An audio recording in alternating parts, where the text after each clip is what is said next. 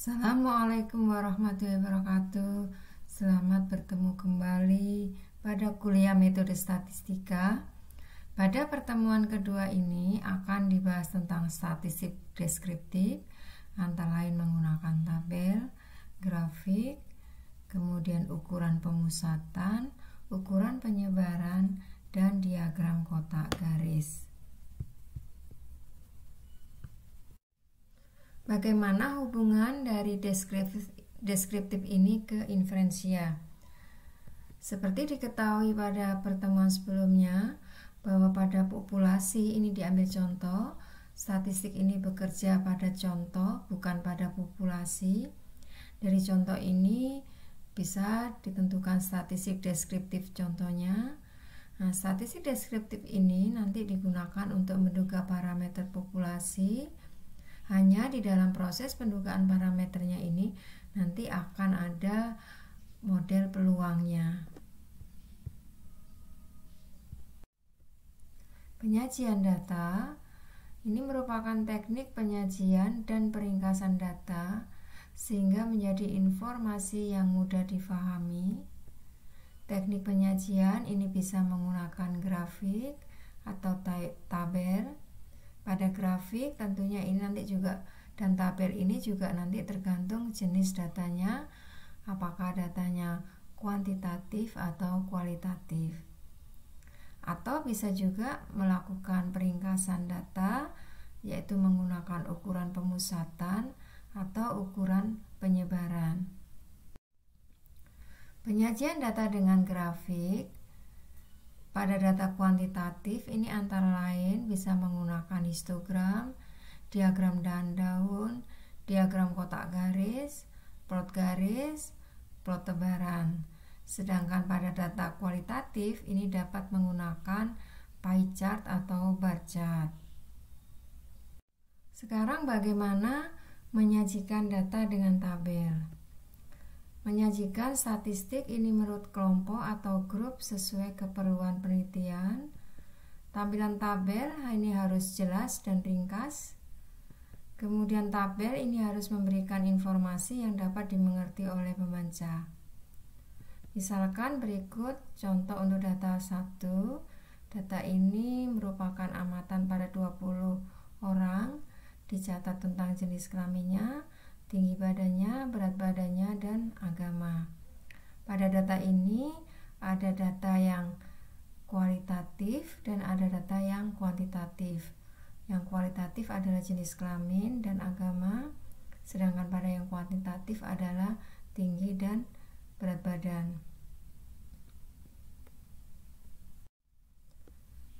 Selanjutnya, bagaimana penyajian tabel untuk data kualitatif? Ini bisa menggunakan tabel frekuensi. Sajikan data kualitatif dalam bentuk frekuensi. Jika jumlah data mencukupi, maksudnya cukup banyak ya, tampilkan pula persentasenya. Sebagai ilustrasi pada data 1 tadi, kalau dibuat tabel rekapitulasi menurut agama, maka yang beragama Islam frekuensinya ada 13, Kristen 4, Katolik 2, Hindu 1, Buddha 1. Atau bisa juga disajikan dalam bentuk proporsi. Proporsi berarti dibagi totalnya. Jadi pada yang agama Islam proporsinya adalah 13/21. Atau bisa juga disajikan dalam bentuk persen, berarti 13/21 dikalikan 100. Kemudian tabel berikutnya ini masih terkait dengan data pertama. Ini rekap berdasarkan seks ya. Di sini yang laki-laki frekuensinya 12, perempuannya 9, atau sama seperti agama tadi bisa dinyatakan sebagai proporsi maupun persen. Bisa juga pada data kualitatif ini menggunakan tabel kontingensi. Jadi tabel kontingensi ini digunakan untuk melihat sebaran dari 2 data kategorik atau lebih. Bisa dalam bentuk persen baris, persen kolom, persen total sesuai dengan kebutuhan. Berikut ini adalah rekap berdasarkan agama dan jenis kelamin pada data pertama tadi, sehingga tabel kontingensi ini membacanya adalah pada jenis kelamin laki-laki yang beragama Buddha ada 1 orang, ya, dan seterusnya. Bisa juga ini disajikan dalam bentuk persentase maupun proporsi.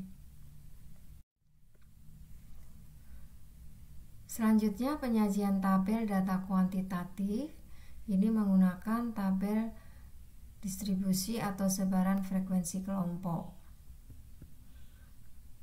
Tabel ini digunakan hanya untuk data kuantitatif. Isi tabel terdiri atas selang kelas, frekuensi masing-masing kelas, atau bisa juga frekuensi relatif atau proporsi, bisa juga untuk persentase, ya. Caranya yang pertama di sini tentukan jumlah kelas dulu. Ini menggunakan aturan Sarkis, ya, yaitu baiknya kelas itu K sama dengan 3,3 log dari N. N ini adalah baiknya data ditambah 1. Kemudian yang kedua menentukan lebar kelas, yaitu sama dengan nilai maksimum dikurangi nilai minimum dibagi K. Oh ya, untuk K ini tentunya dibulatkan, ya, jadi jangan sampai K-nya ini pecahan. Sebaiknya bulatkan ke atas. Kemudian tentukan batas atas dan batas bawah dari masing-masing kelas. Kemudian tentukan tepi batas kelas. Kemudian daftarkan jumlah amatan pada masing-masing kelas. Kalau ingin menyajikan dalam bentuk frekuensi relatif, tentunya ini sama dengan proporsi, ya. Tinggal dibagi dengan jumlah amatan. Perhatikan ilustrasi berikut untuk dalam membuat tabel frekuensi. Misalkan di sini diketahui data tentang berat badan, maka dalam ditentukan dulu baiknya kelas, yaitu sama dengan K ditambah 3,3 log N, N-nya ada 23, ini hasilnya 5,46 dan dibulatkan menjadi 6. Kemudian lebar kelas, yaitu nilai maksimum dikurangi nilai minimum dibagi dengan baiknya kelas, hasilnya ini 3,16 dibulatkan ke atas menjadi 4. Kemudian dibuat tabel frekuensinya. Di sini selang kelasnya, selang kelas yang pertama itu adalah 38 sampai 41. Titik tengah kelasnya berarti tengah-tengah dari selang kelas ini yaitu 39,5. Sedangkan batas kelas ini adalah 37,5 sampai 41,5. Jadi di sini pada bagian kirinya dikurangi setengah dan bagian kanannya ditambah setengah pada selang kelas ini. Kenapa 0,5? Ini karena satuan datanya adalah satuan, maka salah pengukurannya diambil setengahnya. Kemudian dihitung frekuensinya pada setiap kelas. Nah, penentuan titik awal selang kelas ini memang tidak unik, tapi yang penting bahwa nilai minimum itu masuk di selang kelas yang pertama dan nilai maksimum masuk di selang kelas yang terakhir. Selain tabel frekuensi, bisa juga disajikan frekuensi relatif atau proporsi, ya, namanya sama saja.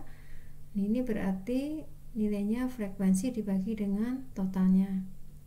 Atau bisa juga menggunakan persentase.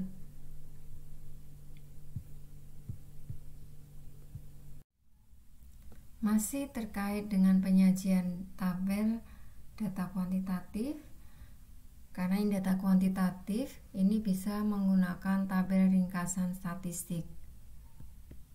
Ringkasan statistik yang digunakan antara lain baiknya data, rataan, median, simpangan baku, minimum, dan maksimum. Misalkan pada berupa tinggi, pada jenis kelamin perempuan ini N-nya ada 9, rataannya 160, simpangan bakunya 5,43, nilai minimumnya 151, medianya 161, dan maksimumnya 169. Jadi, dan laki-laki juga bisa dilihat ya di tabel.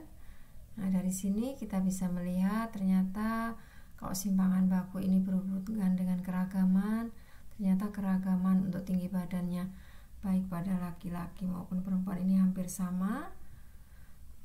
Sedangkan tinggi badannya laki-laki lebih tinggi ya daripada perempuan. Demikian juga untuk berat badan, kalau dilihat rataannya laki-laki ini berat badannya lebih besar daripada perempuan. Selanjutnya penyajian data dengan grafik. Grafik ini mengungkapkan banyak informasi dibandingkan dengan 1000 kata-kata. Grafik yang disajikan ini harus dapat dimengerti oleh pembaca. Jika pembaca mempertanyakan apa maksudnya, maka grafik yang disajikan ini tentunya belum baik. Gunakan nalar dalam membuat grafik, maksudnya sesuai dengan kebutuhan penelitian. Yang pertama, penyajian grafik untuk data kualitatif ini menggunakan pie chart. Jadi pie chart ini digunakan untuk menampilkan data kategorik, khususnya data nominal. Menunjukkan persentase sebaran data dalam grup, sehingga di sini satu pie atau satu lingkaran itu totalnya 100%. Seperti ini pada data 1. Jadi yang beragama Islam terlihat di sini persentasenya 61,9% ya. Kemudian untuk yang Kristen itu yang warna merah 19,05% ya, dan seterusnya. Atau bisa juga ini terkait data yang jenis kelamin. Ternyata di sini dengan diagram pie chart ini terlihat bahwa laki-lakinya ini lebih banyak daripada perempuannya. Masih terkait dengan data kualitatif, penyajian datanya menggunakan diagram batang atau bahasa Inggrisnya disebut sebagai bar chart ya. Ini juga berguna untuk menampilkan data kategorik, tidak semata-mata untuk data nominal. Dapat pula digunakan untuk menyajikan data dari tabel kontingensi atau tabel ringkasan data. Jadi untuk dua peubah ini bisa juga menggunakan diagram batang. Misalkan di sini ini adalah diagram batang tentang frekuensi dari agama pada data pertama. Atau bisa juga menggunakan data pada tabel kontingensi yang persentase. Jadi di sini pada laki-laki ini komposisinya yang beragama biru ini adalah Buddha ya, Buddha. Kemudian yang hijau ini Islam. Kemudian yang ungu ini Katolik, dan yang biru muda ini adalah Kristen. Jadi pada laki-laki bisa dilihat di sini persentase agama Islamnya ini paling tinggi, demikian juga pada yang perempuan. Sedangkan pada perempuan ini agama Kristennya lebih tinggi ya daripada proporsinya pada laki-laki. Jadi pada bar chart yang kedua ini bisa juga membandingkan antara persentase agama yang dipeluk pada kelompok perempuan dan laki-laki.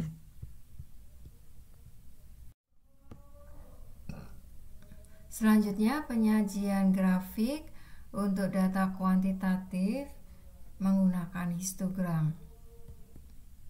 Sebuah grafik dari suatu sebaran frekuensi atau bisa juga sebaran frekuensi relatif, nama lainnya tentunya itu proporsi ya, atau bisa juga untuk persentase. Digunakan untuk mengetahui sebaran dari data. Perhatikan di sini ini adalah suatu histogram. Histogram ini tentunya diawali dulu membentuk tabel frekuensi ya, seperti yang pada slide sebelumnya. Dari tabel frekuensi atau frekuensi relatif atau persentase, ini baru bisa dibuat histogramnya. Nah, perhatikan pada histogram ini bisa terlihat pusatnya. Jadi pusat itu letak di mana titik keseimbangan ya pada histogram itu. Kemudian terlihat juga penyebarannya atau yang dikenal dengan keragaman. Jadi keragaman itu menunjukkan dia seberapa jauh memencarnya nilai-nilai dari pusatnya.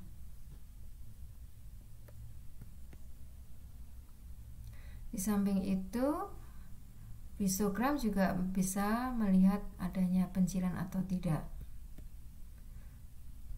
Kemudian histogram bisa juga digunakan untuk mendeteksi adanya bimodus. Jadi kalau bimodus itu berarti puncaknya itu lebih dari 1, tapi kalau B ini adalah 2 ya. Histogram ini dapat digunakan untuk mengukur atau mengetahui bentuk sebaran ya. Jadi pada gambar yang kiri ini sebarannya disebut sebagai miring ke kiri karena di sini ada nilai-nilai kecil di ekor bagian kiri. Kemudian simetrik berarti bagian kiri dan kanannya sama, atau miring ke kanan. Miring ke kanan berarti di sini pada ekor kanannya ini ekornya cukup panjang di nilai-nilai yang besar. Masih terkait dengan histogram, perhatikan pada gambar ini ya. Di sini ini ukuran pemusatannya relatif sama, yaitu sekitar 2. Tetapi ukuran penyebarannya ini relatif berbeda.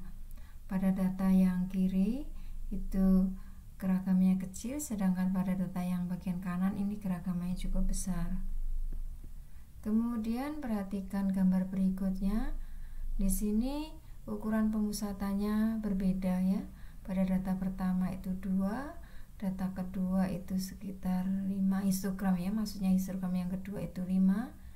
Sedangkan keragaman kedua sebaran ini sama. Nah, pada histogram ini juga bisa digunakan untuk mendeteksi adanya pencilan. Pencilan ini juga harus diperiksa apakah memang karena salah tulis atau memang pengamatan yang butuh perhatian. Kemudian histogram ini juga dapat digunakan untuk mendeteksi adanya bimodus. Jadi di sini ukuran pemusatnya ada 2 puncak ya. Histogram tidak unik. Bentuk histogram untuk data 2 ini tidak unik ya. Perhatikan di sini histogramnya ini berbeda-beda. Tentunya pemilihan histogram ini tergantung informasi yang diperlukan. Tapi yang terpenting memang di dalam membuat histogram ini sama dengan membentuk tabel frekuensi pada data kuantitatif. Tidak boleh ada kelas yang kosong. Data harus terlihat sebarannya, tidak boleh terlalu menyebar dan tidak boleh terlalu mengumpul. Kalau menyebar berarti terkait dengan lebar kelasnya terlalu kecil, sedangkan kalau mengumpul terkait dengan lebar kelasnya yang terlalu besar. Kalau seandainya diambil histogram yang berikut, ini bisa dapatkan informasi bahwa sebagian besar ini mempunyai berat kurang dari 50 kilo, sedangkan frekuensi paling banyak berada pada bobot 44 kilo. Bentuk sebarannya ini tidak simetrik. Terdapat 2 kelompok berat badan, yaitu kurang dari 50 kilo dan lebih dari 50 kilo. Apakah ini ada kecenderungan bimodus? Ini tentunya harus hati-hati, perlu pemeriksaan dan tentunya perlu ukuran data yang lebih besar karena data pada histogram ini hanya melibatkan 23 amatan. Frekuensi relatif histogram ini bisa juga digunakan untuk pemulusan. Misalkan ada histogramnya dari suatu data bentuknya seperti ini, kira-kira kurva pemulusannya itu yang warna biru, dan ini adalah kira-kira sebaran dari data pada histogram tersebut. Atau bisa juga bentuknya seperti ini. Ini terlihat datanya miring ke kanan. Penyajian grafik data kuantitatif lainnya ini bisa menggunakan diagram dahan daun. Sebuah diagram yang menampilkan sebaran dari data kuantitatif yang sudah terurut dari terkecil dan terbesar. Sesuai dengan namanya, diagram dahan daun ini terdiri dari bagian dahan dan bagian daun. Bagian daun selalu terdiri dari satu digit, itu adalah daunnya. Bagian dahan ini terletak di sebelah kiri dari bagian daun. Ini adalah bagian dahannya yang warna kuning.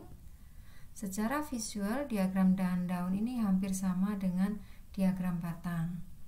Jadi untuk membaca datanya, saya berikan ilustrasi. Misalkan data yang terakhir ini adalah 5 dahannya dan daunnya 3. Ini adalah data 53. Apa manfaat diagram dahan daun? Dapat digunakan untuk melihat sebaran dari data, kemudian dapat digunakan untuk melihat ukuran penyebaran dan ukuran pemusatan data, dapat melihat adanya data pencilan, mendeteksi adanya bimodus atau tidak. Sebagai ilustrasi di sini pusatnya adalah pada data kelompok dahan 5 ya. Dan daunnya ini 0,445, jadi sekitar ini ukuran pusatnya adalah pada data sekitar 50, 54 dan 55. Terlihat dari sebaran data aslinya, jadi bisa dilihat sebaran dari nilai angka 25 sampai 93. Jadi beda dengan histogram. Kalau histogram ini sudah dibuat batang, tetapi kalau diagram daun ini masih terlihat angka aslinya. Sebagai ilustrasi, di sini misalkan datanya pada contoh 1. Ini adalah diagram daunnya, N-nya ada 20. Ini menunjukkan satuan unitnya dari daun. Jadi di sini satuannya adalah 1 unit biasa ya, bukan desimal. Kemudian bagian dahan ya, ini berarti membacanya adalah 20, 30, 40, 50 dan seterusnya. Sedangkan bagian daun ini adalah satuan 5 ya, 579 dan sebagainya ya. Kemudian bagian kiri dari diagram dahan daun ini menyajikan frekuensi kumulatif dari jumlah daun pada masing-masing dahan dan dihitungnya dari bagian atas dan bagian bawah sampai bertemunya posisi median. Posisi median adalah di sini yang diberi kurung yaitu 4. Jadi pada posisi median ini hanya diberi tanda banyaknya amatan daun pada dahan tersebut ya. Karena ini N20 kan posisi tengah-tengahnya sekitar 10. Jadi makanya menghitungnya dari atas, ini daunnya ada 1, kemudian masuk ke dahan kedua ini 1, 2, 3, 4 ya, kumulatif ya. Kemudian ditambah lagi 3 menjadi 7. Kalau ditambah lagi sudah 11, itu adalah posisi median, maka berhenti. Demikian juga kalau dihitung dari bawah, frekuensi kumulatifnya 1, 3, 5, 9, dan kalau tambah 4 ini sudah lebih dari titik tengahnya ya. Sekarang bagaimana cara membuat dahan daun?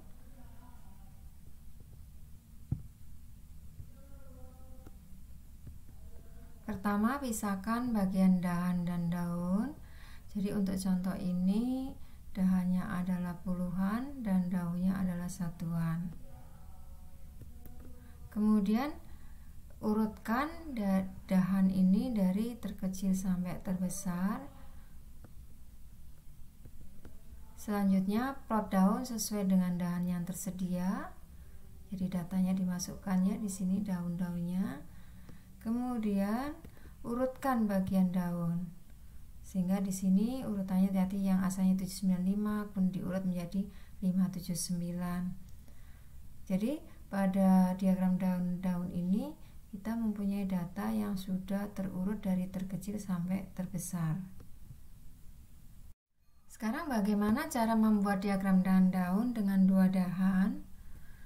Jadi dahannya ini nanti dibagi jadi dua. Dan pertama ini anggota daunnya adalah bernilai 0 sampai 4, sedangkan dahan keduanya ini daunnya adalah 5 sampai 9. Perhatikan data berikut, dan ini adalah diagram daun-daunnya untuk dua dahan. Perhatikan pada dahan 1 ini daunnya adalah ini ya, nilainya 0 sampai 4. Dahan yang satu yang berikutnya itu daunnya 5 sampai 9.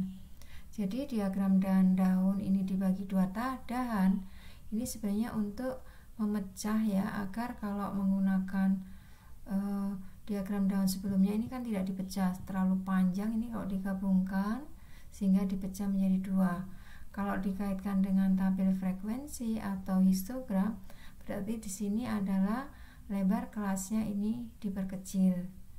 Jadi kalau tidak diperkecil, ini nanti akan mengumpul panjang di sini. Kalau digabung ini akan panjang di 2, ini di 3 ya. Jadi sebarannya tidak terlihat. Jadi dengan membagi dua dahan ini, sebaran datanya ini lebih terlihat.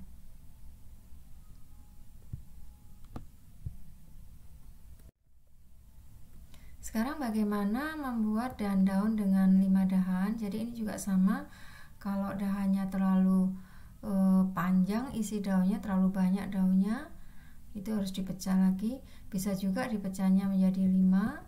Nah, 5 ini terdiri bintang, biasanya notasi untuk daun 0 dan 1, T ini untuk 2 dan 3, F ini 4 dan 5, S ini untuk 6 dan 7, dan titik ini untuk 8 dan 9. Perhatikan data berikut, misalkan dimiliki data seperti ini. Ini adalah diagram daunnya. Ini dipisah menjadi dahannya ini menjadi 5 bagian ya. Bintang untuk 01, T ini 23, F ini 45, 67, dan titik ini untuk 89. Kalau ini digabung, ini tidak terlihat sebaran datanya ya. Atau kadang-kadang ini adalah output komputer, ini dilengkapi dengan kedalamannya. Jadi di sini ini adalah posisi mediannya ya. Ini adalah frekuensi kumulatifnya. Prinsipnya banyak daun ini dengan menentukan banyaknya kelas pada histogram, agar sebaran datanya ini tidak mengumpul dan tidak terlalu menyebar. Selanjutnya dibahas tentang peringkasan data. Perhatikan pada histogram berikut. Di sini pada histogram ini dapat diringkas menjadi informasi tentang pusat masanya dan ada informasi tentang keragaman datanya. Perhatikan gambar selanjutnya. Ini ada 3 grafik fungsi sebaran A, B, dan C. Terlihat pada gambar di sini pusat masanya dari A dan B ini sama, dan pusat A dan B ini nilainya lebih kecil daripada pusat massa yang fungsi C. Sedangkan keragaman A dan C ini sama, tetapi kalau dibandingkan dengan B, keragamannya ini paling kecil di antara A, B, C ini. Jadi keragaman B ini lebih kecil daripada keragaman A, demikian juga lebih kecil daripada keragaman C. Selanjutnya, peringkasan data ini dapat menggunakan ukuran pemusatan atau ukuran keragaman. Adapun ukuran pemusatan ini antara lain menggunakan modus, median, kuartil atau desil atau persentil, atau menggunakan rataan. Sedangkan keragaman ini dapat menggunakan jangkauan antar kuartil, ragam, atau dapat juga menggunakan simbangan baku. Pertama dibahas tentang ukuran pemusatan modus. Modus ini merupakan nilai amatan yang paling sering muncul. Dalam satu gugus data dapat mengandung lebih dari satu modus. dapat digunakan untuk semua jenis data, tapi paling banyak digunakan untuk data kategorik atau data diskrit dengan hanya sedikit nilai yang muncul. Perhatikan misalkan ada amatan seperti ini, ada warna merah dan warna hijau, maka di sini modusnya adalah warna merah. Ukuran pemusatan yang kedua yaitu median. Median ini merupakan pengamatan yang letaknya berada di tengah-tengah. Nama lainnya adalah persentil ke-50. Nama lainnya lagi adalah kuartil kedua atau H2. Sifat dari median adalah kekar atau robust ya terhadap pencilan. Bagaimana cara menghitung median contoh? Urutkan dulu data dari terkecil sampai terbesar. Kemudian jika jumlah datanya ganjil, maka nilai median merupakan nilai tengahnya. Misalkan perhatikan data pertama ini, angkanya adalah 28341. Datanya diurutkan dulu, maka mediannya adalah data pada urutan yang ketiga dan nilainya juga 3. Sedangkan kalau jumlah datanya genap, nilai median merupakan rataan dari dua nilai yang letaknya di bagian tengah.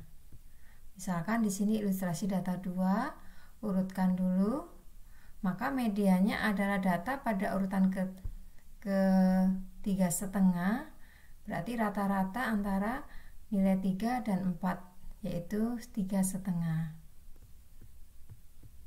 Median ini kekar terhadap pencilan. Misalkan pada data 3 ini seperti pada data 1 ya, hanya nilainya yang 8 pada data 1 diganti dengan 100. Meskipun di sini data yang maksimumnya 100, medianya tetap 3. Jadi tidak terpengaruh adanya nilai pencilan. Langkah teknis menghitung median. Urutkan dulu data dari kecil ke besar. Untuk mengurutkan ini bisa menggunakan diagram daun. Kemudian cari posisi median, yaitu n+1/2 ya posisinya. Kemudian untuk menghitung median, kalau nmat-nya ini bulat, maka mediannya adalah amatan pada ke n+1/2. Jika nmat-nya ini pecahan, maka mediannya adalah amatan yang ke n/2 ditambah amatan ke n/2 plus 1 dibagi 2.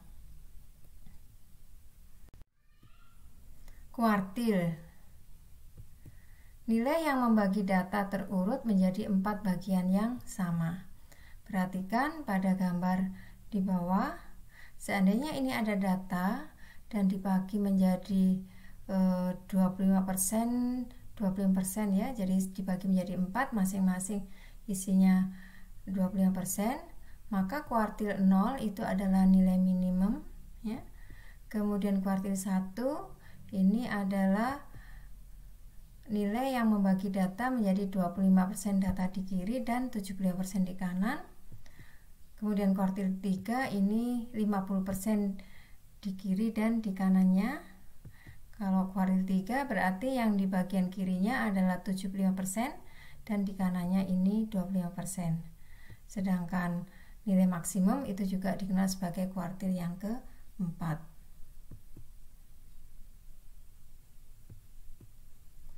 Nilai kuartil 1, kuartil 2, dan kuartil 3 ini kekar terhadap pencilan. Langkah teknis memperoleh kuartil. Pertama, bisa menggunakan metode belah 2. Caranya sama, ini diurutkan dulu seperti menghitung median ya, maksudnya ya, datanya diurutkan dulu dari kecil ke besar, kemudian cari posisi kuartil. Pada kuartil kedua ini adalah n+1/2, ini adalah posisi median. Kemudian n dari kuartil 1 itu sama dengan n dari kuartil kedua ditambah 1 dibagi 2, dan ini juga sama dengan n untuk kuartil ketiga. N kuartil 2 bintang itu adalah posisi kuartil 2 terpangkas, maksudnya ini pecahannya dibuang. Jadi bukan angka dari langsung yang nomor A NQ2, tapi NQ2 bintang itu diambil nilai bulatnya saja. Kemudian nilai kuartil 2 ditentukan sama seperti mencari nilai median. Kuartil 1 dan 3 prinsipnya sama seperti median, tapi kuartil 1 dihitung dari kiri, sedangkan kuartil 3 ini dihitung dari kanan. Perhatikan data terurut di sini. Data 1 tadi ya, 1, 2, 3, 4, 8. Maka posisi Q2 adalah 5 plus 1 dibagi 2, yaitu posisi yang ketiga. Kemudian posisi Q1 dan posisi Q2 itu sama dengan 3 plus 1 dibagi 2. Itu hasilnya sama dengan 2. Maka posisi kuartil 1 adalah nomor 2 dari kiri. Ya. Dan posisi kuartil 3 adalah nomor 2 dari bagian kanan. Perhatikan lagi untuk data yang kedua, ini datanya genap. Maka di sini posisi Q2 adalah 6 plus 1 dibagi 2, yaitu 3,5. Sehingga mediannya adalah rata-rata dari amatan nomor 3 dan nomor 4. Kemudian posisi Q1 dan posisi Q3 ini sama dengan 3, jadi bilangan bulatnya dari posisi NQ2 yaitu 3,5 diambil bilangan bulatnya saja, 3 ditambah 1 dibagi 2 yaitu posisi 2. Maka kuartil 1-nya adalah nomor 2 dari kiri dan kuartil 3-nya adalah nomor 2 dari kanan. Di samping metode belah 2 dapat juga menggunakan metode interpolasi, yaitu caranya sama, urutkan dulu data dari terkecil ke besar, kemudian tentukan posisi kuartilnya. NQ1 berarti sama dengan 1/4 dikalikan N plus 1, NQ2 adalah 2/4 kalikan N plus 1, NQ3 sama dengan 3/4 kalikan N plus 1. Nilai kuartil dihitung sebagai berikut. Jadi X kuartil yang ke I-nya ini bisa 1, 2, 3 sama dengan XAI ditambah HI dikalikan XBI dikurangi XAI. XAI ini adalah amatan sebelum posisi kuartil ke I ya. Kemudian XBI ini adalah pengamatan setelah posisi kuartil yang ke I, dan HI ini adalah nilai pecahan dari posisi kuartil.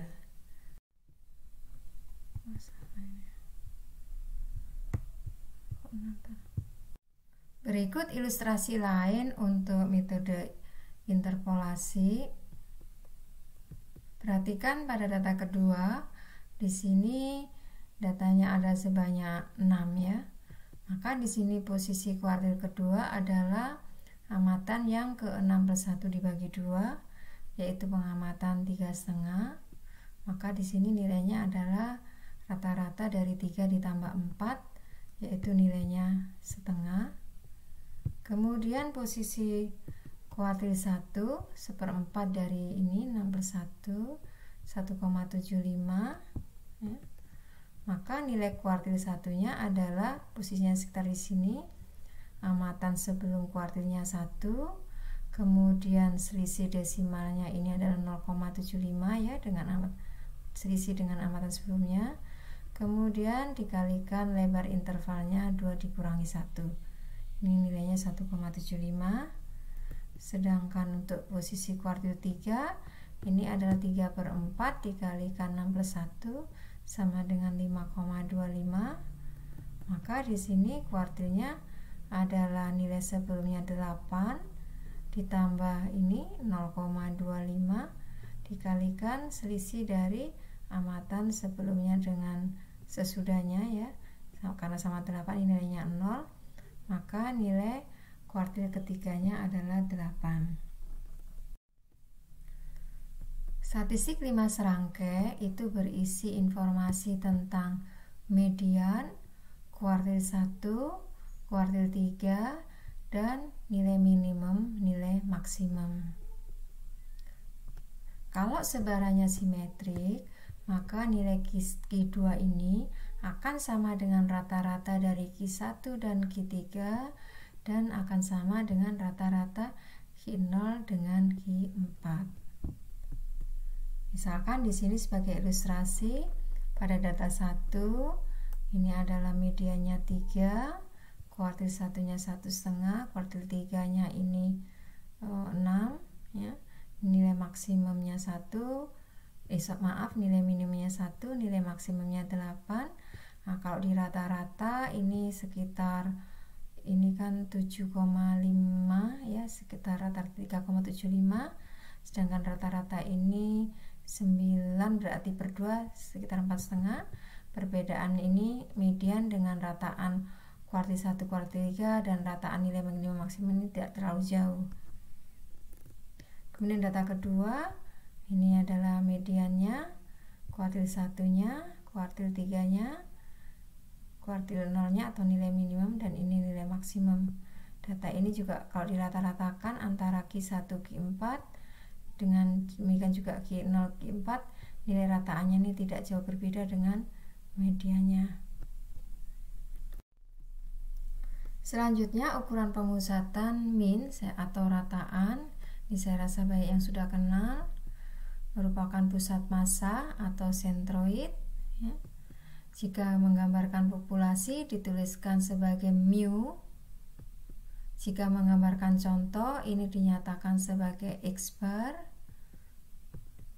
Digunakan ini hanya untuk data yang masuk kuantitatif ya. Jadi yang masuk skala pengukuran, interval dan rasio. Tidak bisa digunakan untuk tipe data kategorik dan diskrit, tidak bisa ya. Sangat tidak resisten terhadap pencilan. Jadi perhatikan kalau median itu sangat kekar, tetapi kalau rataan ini tidak kekar terhadap pencilan. Formulanya, kalau misalkan ini ada X1 sampai Xn, ini adalah amatan dari suatu populasi, maka rataannya mu sama dengan 1/n, n besar ya, dikalikan jumlah dari xi-nya. Sedangkan kalau untuk contoh, maka X bar-nya adalah 1/n dari sigma xi-nya. Sebagai ilustrasi, misalkan di sini ada data 1, data yang digunakan tadi untuk ilustrasi pada median. Mediannya adalah 3, sedangkan rataannya adalah 3,6. Pada data 2 di sini ini ada nilai yang pencilan ya, 100. Kalau di sini tidak ada pencilan.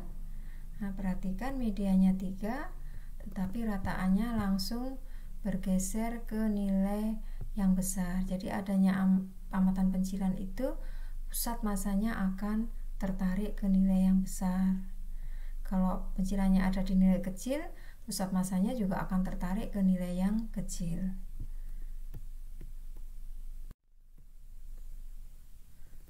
Ukuran pemusatan dan bentuk sebaran. Jadi kalau ukuran nilai min-nya, median dan modusnya sama, ini datanya mempunyai bentuk yang simetrik.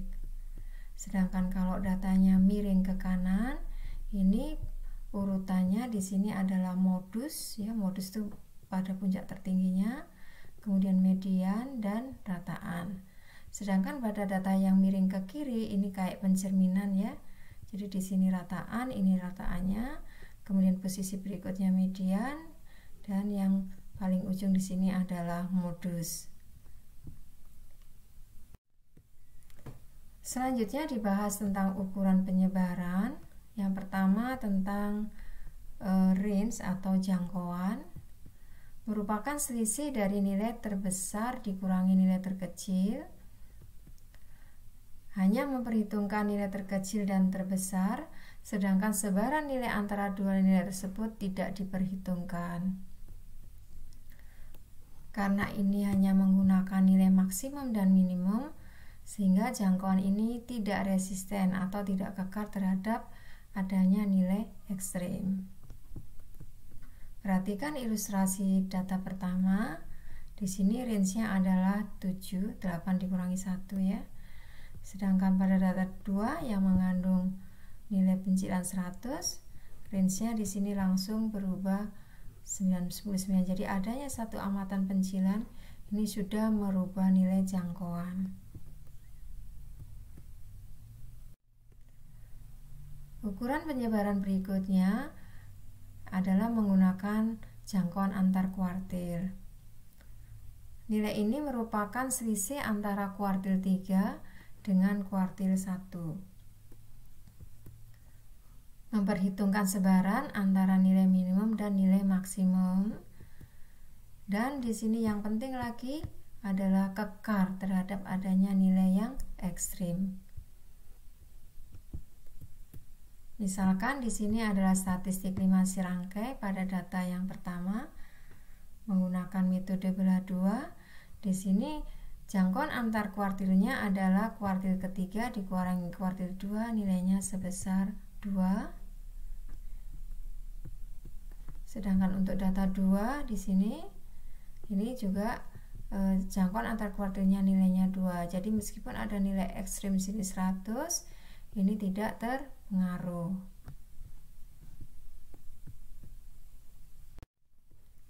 Ukuran penyebaran berikutnya adalah menggunakan ragam. Keragaman didefinisikan sebagai seberapa jauh jarak antar titik-titik tersebut satu sama lain, seberapa jauh jarak antara titik-titik tersebut terhadap rataannya. Ya.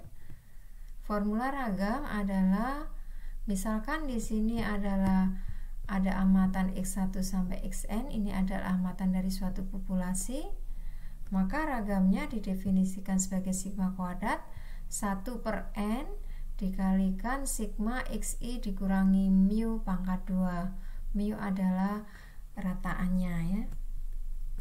Kalau ini merupakan amatan contoh, dilambangkan sebagai s kuadrat sama dengan 1/n-1 dikalikan sigma xi dikurangi x bar pangkat 2. Misalkan di sini diberikan ilustrasi untuk data yang pertama, maka yang pertama harus dihitung dulu simpangan, dihitung dulu rataannya, ya. Kemudian dihitung x dikurangi mu-nya, ya. Kemudian dikuadratkan, dan kalau dijumlahkan ini merupakan nilai jumlahkan dan dibagi dengan n atau n-1, tergantung apakah datanya berasal dari populasi atau dari contoh.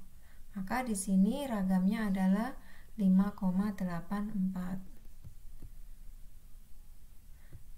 Kalau data ini dianggap sebagai data contoh, ternyata ragamnya karena pembaginya tentunya lebih kecil, maka nilai ragam contohnya ini pasti lebih besar ya, yaitu 7,3 dibanding ragam dari populasi.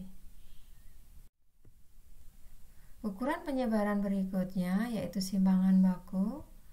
Simpangan baku adalah akar pangkat 2 dari ragam. Sigma ini notasinya. Ini untuk populasi, sedangkan S ini notasi simpangan baku untuk contoh. Misalkan di sini ilustrasi pada data pertama, sigmanya adalah akar 5,84 dan S-nya ini akar 7,3. Simpangan baku ini memang sebaiknya digunakan daripada menggunakan ragam, karena satuan pada simpangan baku ini sama dengan satuan pada data dan sama juga satuannya pada mu. Selanjutnya diagram kotak garis ya. Apa saja sih yang diperoleh dari diagram kotak garis ya? Perhatikan ini adalah diagram kotak garis. Jadi pada diagram kotak garis ini disajikan ada kotak ini ya. Ini adalah kotak yang batasnya ini adalah kuartil 1 dan ini adalah kuartil 2 dan ini kuartil 3. Kemudian ini adalah nilai minimum ya, ini nilai maksimum. Kalau ada pencilan nanti notasinya berbeda lagi. Sedangkan kalau diperhatikan lebar dari kotak ini merupakan jangkauan antar kuartil dan ini menggambarkan ukuran keragaman data, sedangkan Q2 ini menggambarkan ukuran pemusatan data. Sehingga dari diagram kotak garis ini dapat diketahui ukuran penyebaran dan ukuran pemusatan datanya. Kemudian bisa juga untuk mengetahui apakah ada data pencilan. Diagram kotak garis ini dapat juga dipakai sebagai pembandingan sebaran dari dua kelompok atau lebih. Bagaimana sekarang cara membuat diagram kotak garis? Pertama, hitung dulu statistik 5 serangkainya, yaitu median, kuartil 1, kuartil 3, kemudian nilai minimum dan nilai maksimum. Kemudian hitung pagar dalam atas, ini nanti gunanya untuk menentukan nilai untuk batas amatan pencilan ya. Jadi pagar dalam atas atau PAD itu dinyatakan sebagai kuartil 3 ditambah 1/2 dari jarak antar kuartil. Jadi selisih antara kuartil 3 dengan kuartil 1. Kemudian dihitung lagi pagar dalam bawah ya. Ini adalah Q1 dikurangi 1/2 dikalikan jangkauan antar kuartil. Kemudian diidentifikasi dulu adakah amatan pencilan. Jadi kalau datanya lebih kecil dari pagar dalam bawah atau dia lebih besar dari pagar dalam atas, maka datanya dikatakan pencilan. Kemudian gambarlah kotak dengan batas Q1 dan Q3.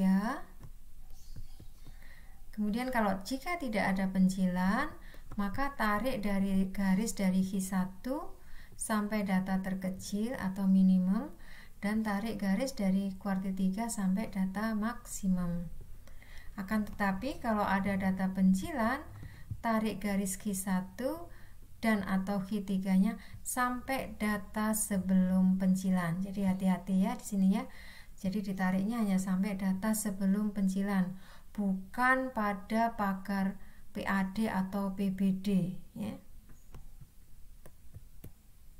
Pencilan biasanya digambarkan dengan asterik. Sebagai ilustrasi di sini, misalkan ini ada statistik 5 serangkai dari sebuah data. Medianya adalah 48, kuartil 1-nya 43, kuartil 3-nya 55, minimumnya 40, maksimumnya 59. Kemudian tentukan dulu pagar dalam atas. Kuartil ketiga ya 55 ditambah 1/2 dikalikan selisih antara kuartil 3 dengan kuartil 1, ini diperoleh 73. Kemudian tentukan pagar dalam bawah, diperoleh 25. Maka kalau diperhatikan batas ini, perhatikan kembali data minimum dan maksimum, maka di sini tidak ada amatan pencilan. Sehingga menggambarnya cukup di sini adalah kuartil 1, kuartil 3 dibuat kotakan ya. Ini posisi kuartil kedua dan garisnya ini ditarik sampai batas minimum yaitu 40 dan garis ini ditarik sampai batas maksimumnya yaitu 59. Di sini bisa ngelihat karena posisi medianya ini agak ke kiri ya, maka sebaran datanya tidak simetrik ya. Nilai median ini lebih dekat ke Q1, maka kemungkinan sebaran datanya ini adalah miring ke kanan dan tidak ada pencilan ya. Perhatikan ilustrasi yang kedua, misalkan ini diketahui diagram daun. Kemudian ini adalah statistik 5 serangkainya. Pertama, tentukan dulu pagar dalam atasnya yaitu diperoleh 73. Kemudian pagar dalamnya ini 25. Kemudian kalau ini perhatikan nilai ini dengan batasnya di sini, ini tampak ada suatu pencilan ya. Karena nilainya pagar dalam atasnya kan 73 sedangkan nilai maksimumnya ini 80. Ini ya, ada suatu pencilan. Ada pencilan yaitu nilainya 80 yang lebih dari 73, hanya satu ini ya pencilannya. Kemudian cara menggambarnya di sini buat kotak, ini kuartil 1, ini kuartil 3, buat kotakannya, terus berikan posisi untuk mediannya, kemudian ini tarik sampai batas minimumnya, sedangkan yang di sini yang bagian kuartil 3 tarik sampai amatan sebelum pencilan. Amatan sebelum pencilan adalah 58. Ini adalah titik 58 dan pencilannya dilambangkan sebagai tanda bintang. Nah, di sini juga sebarannya tampak tidak simetrik karena nilai median ini cenderung dekat ke Q1, jadi nampaknya datanya ini miring ke kanan. Ada pencilan yaitu di nilai 80. Ilustrasi yang ketiga, ini adalah penggunaan diagram kotak garis untuk pembandingan dua kelompok data. Misalkan ini ada data tentang pertumbuhan penduduk di Jawa Barat dan Jawa Tengah pada tahun tertentu ya. Ini ada informasinya, Jabar, Jateng rata-ratanya ya. Nilai minimumnya sama, maksimumnya ini berbeda ya. Jateng ini lebih tinggi dari Jabar. Ini adalah diagram kotak garis perbandingan antara pertumbuhan penduduk pada Jawa Barat dan Jawa Tengah. Tampak di sini untuk Jawa Barat ada pencilan yaitu Bogor dan Tangerang. Sedangkan kalau Jawa Tengah ini ada di kota Semarang ya. Dan kalau secara umum posisinya dari mediannya ini ya, tengah-tengah garis tengah di kota ini dan kotak Jawa Barat dengan kotak di Jawa Tengah, ini tampak pertumbuhan penduduk Jawa Barat ini relatif lebih tinggi ya dibandingkan dengan pertumbuhan di Jawa Tengah. Kemudian keragamannya penduduk antar kabupaten Jawa Tengah ini kalau dilihat lebarnya kotaknya ini lebih besar ya dibanding Jawa Barat yang lebih sempit. Kemudian Kabupaten Bogor dan Tangerang ini merupakan daerah tingkat pertumbuhan penduduknya yang cukup tinggi. Sedangkan di Jawa Tengah ini adalah kota Semarang paling tinggi ya, karena kota Semarang ini banyak industri, jadi kemungkinan penduduk Jawa Tengah ini banyak berurbanisasi ke kota Semarang. Berikut beberapa soal latihan untuk statistik deskriptif.